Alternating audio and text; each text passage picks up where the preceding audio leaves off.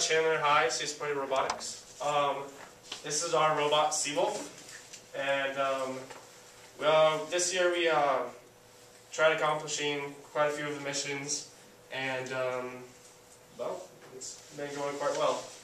So the general way our robot works is obviously propulsion. We've got these 4 motors on here, and we've got our buoyancy coming from these 4 ABS tubes at the top, and we've got our batteries mounted on the bottom so that the robot stays stable. All the buoyancy on the top, gravity on the bottom, keeps it nice and upright.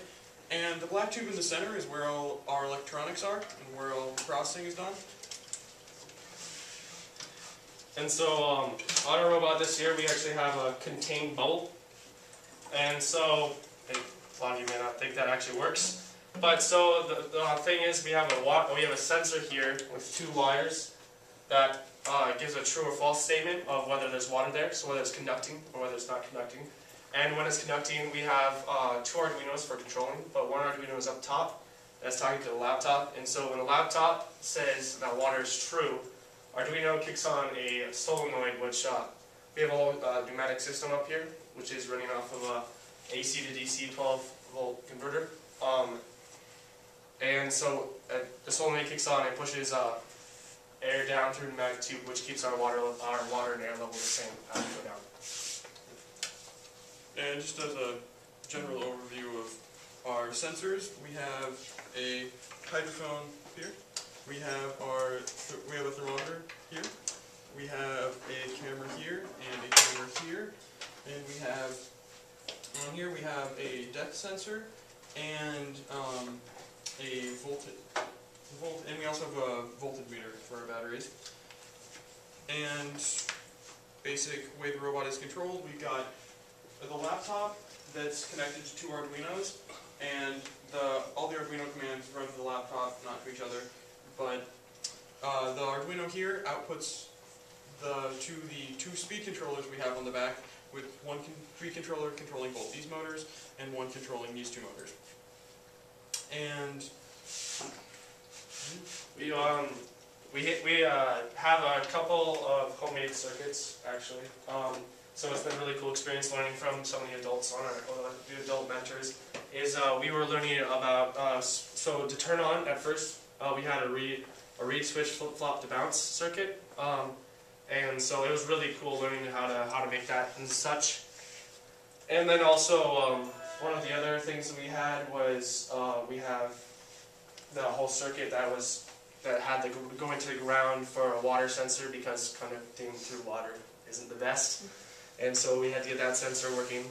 And also we had specialized circuits for because this is linear thermistors, and then our microphone, and we had the amplifier and stuff like that.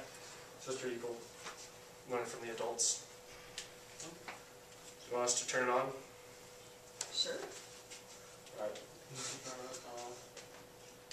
Let me know when you want me to pull up the laptop. Yeah.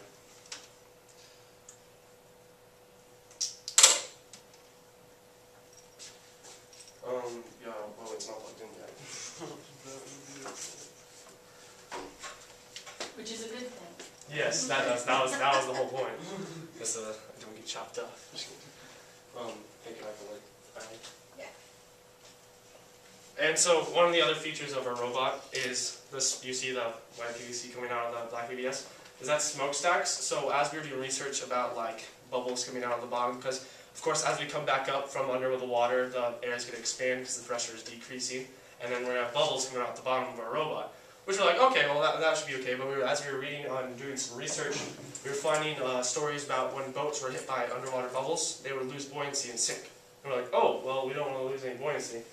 So what we do is we have this PVC that guides the bubbles up out of our thing, so we call them smokestacks. And it kind of looks pretty cool. It looks like a scuba diver coming out of the water. So yeah. So let me put this back on. I'll think it goes on the right way.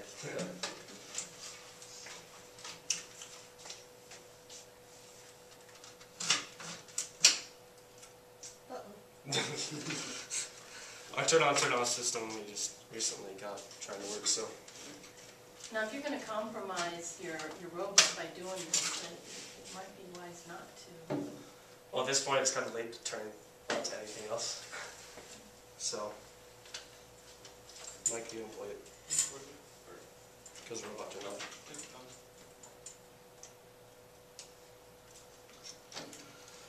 Like this is like the same time I've done it with the new plug-in system. So. Yeah, we just You don't wanna risk the competition. we were having problems with our read switch yesterday, so we just installed the new on-off system this morning. So we're still not entirely used to getting everything on. Sorry, but There you go. plug it in. Yeah. Good, Gerard, you turned it off again. I did? Yeah, the lights are off. Ah. Maybe we'll just leave the cover off. Yeah, Yeah, that's nice. probably do that. Yeah, well, I don't think we'll see any air bubbles. Yeah, Probably if we not. do, that would probably be bad. Oh gosh. Sorry, that was my fault for making you guys turn it on. No, no, it's fine. It's we have I'm doing it. complete happiness that's working. So. Okay, so start up. Yeah, sure. Okay, you're connected. So we're using the Logitech for our control system. It's a USB Logitech, and we have up and down is our right trigger and right bumper, and then we have 4 motions in each of the joysticks. Just tank drive. And yeah, and then we have this cool thing called Mode 7 that my programmer created, and so it makes it so that I don't have to make each thumbstick correctly the same amount of forward or backward or whatever. It changes so I can use left thumbstick and Mode 7 at the same time. It pushes both of them forward and both of them back at the same way. Don't have to worry about that. And on the laptop side, everything's run through a C++ program that we wrote up that's using WinSock and custom socket class for this Arduino. So Class, sorry. any good questions about it? Try us. Who's driving? I Is anybody else gonna be able to drive today? if we get turn on turn off thing.